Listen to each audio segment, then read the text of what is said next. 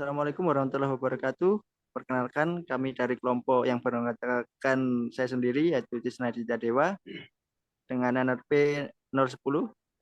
Kemudian teman saya, Ya, perkenalkan nama saya Sevaldo Rinto Kepara, saya dari NRP 29. Dan saya Fauzia Firdaus Zakia, NRP 020. ya baik, terima kasih. Eh, di sini kita langsung menjelaskan gambaran umum dari sistem yang ada di praktikum yang terakhir dari mata kuliah IoT dan jaringan sensor. Pertama, kita menambahkan sebuah router di sini. Ya, jadi adanya router ini, sistem kerjanya adalah dari MCU utama, dia akan mengirimkan perintah ke router, kemudian dari router akan meneruskan perintah tersebut ke MCU yang lain yang terdapat sensor-sensornya.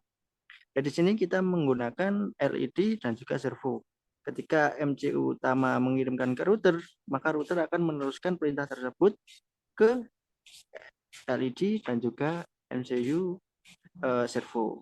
Kemudian untuk programnya akan kita bahas mulai dari yang koordinator ini. Nah, di sini kita terdapat dua net awal. Net awal yang pertama adalah untuk mengirimkan MCU koordinator ke router. Kemudian yang di koordinator ini memang hanya ada net awal satu net awal, yaitu tujuannya untuk mengirimkan perintah ke router. Nah, di net awal ini terdapat sebuah fungsi untuk mengirimkan untuk menyambungkan sebuah server dan klien. Di sini ketika kita menekan sebuah push button yang ada di koordinator, sebagai contoh adalah push button 1, dia akan mengirimkan pesan L0, dan selain itu dia juga akan mengkoneksikan ke IP yang sudah dituju, yaitu 192.168.1.1 ke server port yang sama tentunya. Kemudian untuk push button yang selanjutnya adalah push button 2, push button 3, dan juga sampai push button 5. Fungsi dari semua push button ini adalah untuk yang pertama dan kedua adalah untuk LED, dan yang ketiga dan empat untuk air servo, dan yang terakhir adalah untuk mereset semua nilainya. Seperti itu. Kemudian untuk yang program dari router akan dijelaskan teman saya yang bernama Giva. Silahkan Giva. Ya, baik. Untuk selanjutnya itu ada program di MCU sebagai yang router ya. Di mana router sendiri ini berfungsi sebagai istilahnya jembatan dari koordinator ke MCU server gitu ya. Di sini kan tadi menggunakan dua buah MCU server ya, ada LED dan juga servo. Nah, fungsi dari router ini adalah sebagai jembatan ya. Bila dibutuhkan jangkauan yang lebih luas untuk bisa mengakses dari MCU server. Di di MCU router sendiri terdapat program net awal juga ya, seperti di koordinator tadi. Kemudian pengondisian dari router tersendiri, di mana router ini akan menerima perintah atau menerima data dari koordinator. Jika data dari koordinator yang dikirimkan adalah L0, maka router ini akan menyampaikan ke MCU LED untuk menyampaikan bahwa perintah dari koordinator itu adalah berupa data L0. Yang kemudian akan ditampilkan di LCD yang ada di router itu adalah A0. Arti dari L0 dan A0 ini menandakan bahwa LED masih dalam keadaan off atau mati.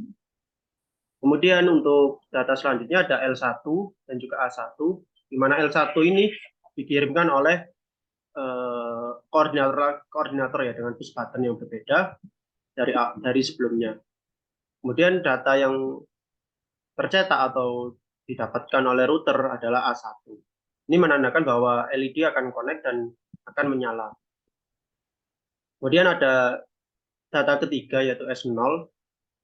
Nah, di S0 ini data yang dikirimkan adalah berupa servo dalam kondisi off. Yang nanti akan diteruskan oleh router ini ke bagian MCU di server servo ya. Kemudian ada data S1 yang menandakan bahwa servo akan nyala atau diperintah nyala oleh koordinator yang akan diteruskan oleh router ke MCU servo sehingga menghasilkan servo yang dalam kondisi nyala nantinya. Itu push button yang keempat atau push button yang berbeda dari sebelumnya juga.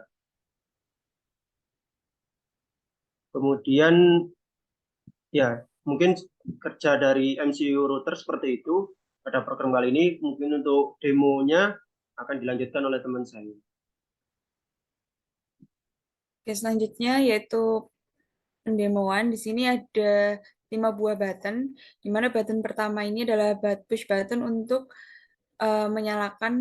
mematikan LED atau mengirim pesan L0, kemudian push button kedua untuk mengirim pesan L1 untuk menyalakan LED, kemudian untuk push button ketiga untuk mengirim pesan S0 atau mematikan servo atau mengurangi nilai servo. Untuk push button keempat mengirimkan nilai S1 yaitu menambah nilai servo, sedangkan untuk push button kelima untuk mereset LCD pada koordinator.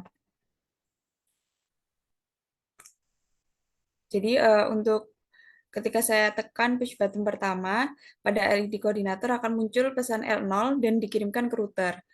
Nah, maka di sini pada LCD router akan menampilkan pesan L0. Kemudian ketika ditekan lagi, maka pada LCD LED akan menerima pesan bahwa LED itu mati atau kondisinya A0. Kemudian ketika saya tekan push button kedua, di sini router menerima pesan L1 dan dikirimkan ke MCU LED, maka pada LCD LED akan muncul pesan A1 dan menyalakan LED-nya. Kemudian ini saya tekan push button ketiga untuk mengirimkan pesan S0, yaitu servo mati. Lalu saya tekan lagi, servo nilainya masih 0. Untuk push button keempat, untuk menaikkan nilai servo, di sini pada program kami memberikan nilai maksimal sebesar 90. Jadi ketika nilai dari servo lebih dari 90, maka servo sudah tidak bisa bertambah. Untuk push button keempat, ini untuk menaikkan nilai. Nah, penambahan nilai servo itu sebanyak 5. Jadi dari 5 ke 10, 15, 20, dan seterusnya. Dan untuk push button ketiga ini untuk pengurangan nilai servo. Maka di sini pesan yang dikirimkan ke router adalah S0, maka S0 dari router ini akan dikirim ke MCU servo. Nah, kemudian untuk push button terakhir digunakan untuk mereset LCD pada koordinator. Nah, mungkin sekian demo dari kami. Kesimpulan yang bisa diambil dari penambahan router pada sistem ini adalah router ini bisa digunakan jika kita menggunakan atau membangun sistem yang memiliki jarak yang jauh. Router ini dapat menjangkau sistem tersebut. Mungkin sekian yang bisa kami sampaikan. Kurang lebihnya mohon maaf. Wassalamualaikum warahmatullahi wabarakatuh.